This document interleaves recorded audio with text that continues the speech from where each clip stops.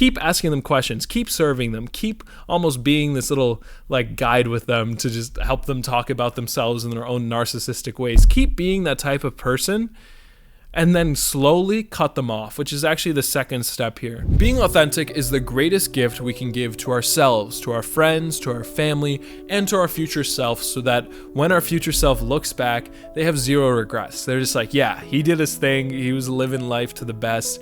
I have zero regrets about that time. That's why in this video, I'm gonna go over 3 tips on how you can become genuinely authentic without being weird, because some people, when they think that they're being really authentic, they're actually just being weird socially, you know? Like this is the type of person who will talk for 15 minutes straight without asking someone a question. They're just talking so much about themselves without caring about other people. And I would not call that authentic. In my definition of being your most authentic self, you are also a master at social skills. You're able to talk to people and make them feel amazing while also expressing your own opinions and who you are in the moment. So let's just get straight into the first shift, which is you need to start serving other people socially. Now, this is a pretty big shift if you're not used to this. And what this basically entails is that you listen a lot more and you ask a lot more questions. So instead of just like bringing up everything that you did today and you just go through each event and whatever, you start almost every conversation by asking what they did all day, what they're doing, how they feel about it. You even get to deeper questions. You're just like, oh, you really like that hobby. What do you like about it? You ask them about their childhood, and make sure this is like genuine, you know, like don't be like faking these list of questions you have or something. Like almost like make yourself in the moment, not just be like, what is like a fake question I can ask right now, but make yourself in the moment, be like, what do I think about that?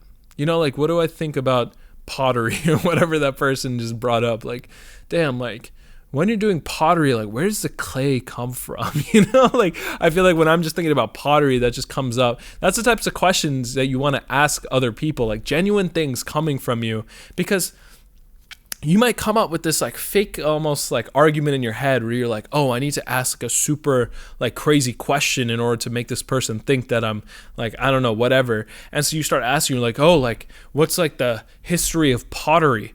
And they just like hear a question like that and they're just like, what the hell? Like this guy's being so fake right now.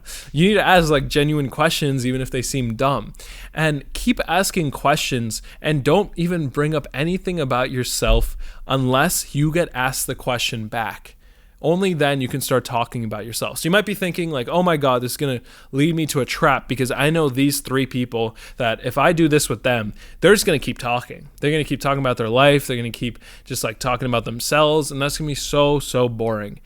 And so you might think that in that situation, you should actually switch this whatever and start talking about yourself and almost start competing with them in order to get airtime. But I think instead, what you should do is not even talk about yourself, even for a sentence. Keep asking them questions, keep serving them, keep almost being this little like guide with them to just help them talk about themselves in their own narcissistic ways. Keep being that type of person, and then slowly cut them off, which is actually the second step here, is to cut off these types of people who aren't this type of person back to you, who aren't asking you questions, who don't understand that like, okay, I've said my bit, I'm really curious about this thing about you.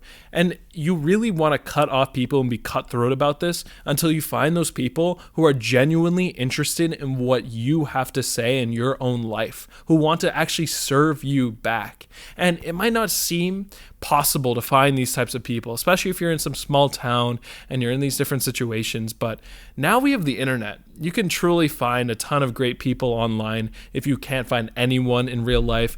But I'm kind of thinking that you haven't really tried to just branch out and find new people.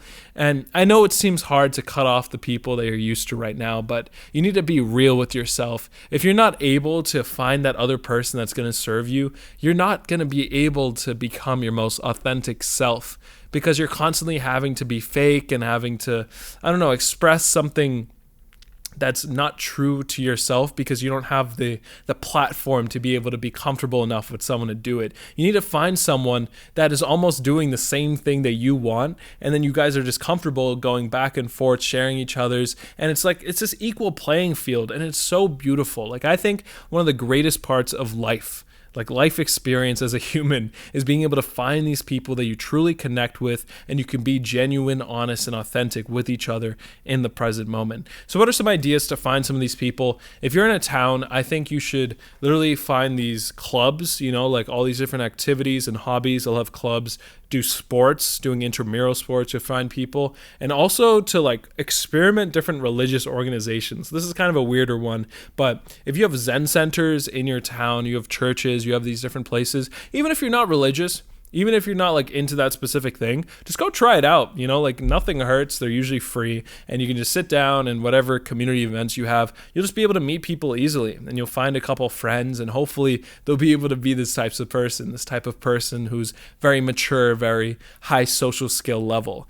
And now that leads us into the last shift, which is while you have these relationships, you need to be not afraid to be your true self. So I found myself in this trap many times, even with a few people that I was comfortable with, where, wow, this is a crazy memory, but I remember there was a time that I'd be with a group of people, and I had a joke in my head that was just like, I thought was funny, that like everyone would laugh at. And I wouldn't like be able to say it out loud because I was just scared of what people would think of me for some reason. So I would whisper it into my friend's ear, and then he would say it, and then everyone would start laughing.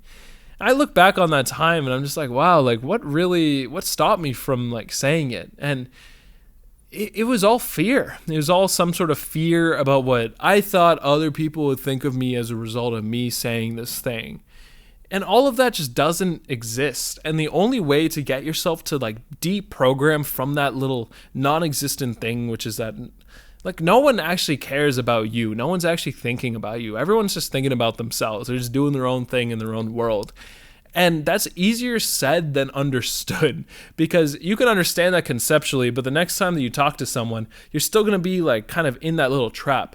And the only way that I've found to get out of that little trap is exposure therapy. And I really made a ton of progress with this when I went to college, because I had hundreds of social interactions on a weekly basis where I could just like practice being my true self, just not caring about what people thought and just saying what was on my mind. And I just started to see that, oh, this person doesn't care. And then it really drilled in my head. I was like, oh, I can just say whatever I want. They don't care. I don't care. And then that really got me in that flow of being my most authentic self when I just repped it out. And it's so tough because I wish everyone could have a college experience, but I know how useless it can be sometimes or how expensive it can be sometimes. But it's just such a beautiful experience for being able to develop your social skills, because you just get to rep it out. You get to just talk to so many different types of people, so many different groups of people over and over and over again, and everyone else just wants to make friends too. And if you can recreate that situation in any way, whether it's going to a club, going to a religious place, whatever, and just meeting as many people as possible, you'll be able to rep it out and just be able to get rid of that giving a fuck type of mentality, and you'll be able to easily be your most authentic self in those situations. And when you're there, and then you're also surrounded by people who want to serve you the way you're serving them, that's when you'll be thriving. That's when you will just love life. You'll be your most authentic self, and you'll crave and look forward to these social interactions as much as possible. So these are my tips on how you can become your most authentic self without being weird. Thank you so much for watching. If you got any value from this, go down, hit the like, comment, and subscribe button, and watch this next video.